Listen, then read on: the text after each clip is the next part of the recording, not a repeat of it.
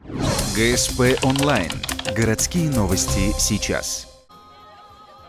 Пятница, 11:00, сквер возле дома «Бытосервис». Открытие памятника Федору Прядунову. 5 лет тут стоял камень, который заложили на месте будущей скульптуры. Теперь она наконец-то появилась. Человек, которому ее посвятили, уроженец Архангельской области, стал первым профессиональным нефтяником, который занялся не только добычей, но и транспортом, переработкой и реализацией черного золота. Создали памятник рудоискателю жители Санкт-Петербурга, супруги Анастасия Неверова и Николай Краюхин. Правда, корни творческого тандема тоже из Коми. Анастасия является дочерью ведущего скульптора-монументалиста республики Анатолия Неверова.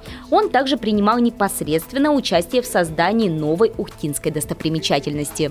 Но сделали за короткие сроки, невероятно короткие. Мы зимой начали над проектом думать, весной где-то утвердили, апрель,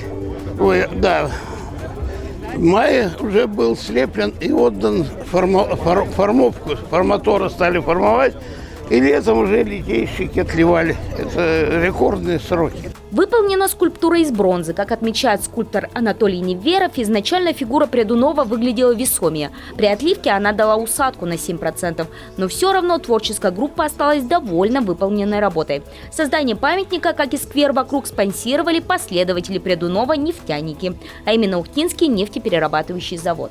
В следующем году работы тут продолжатся. Рядом появится детская площадка, которую установит администрация города, а благоустройством территории вокруг также займутся представители «Лукойла».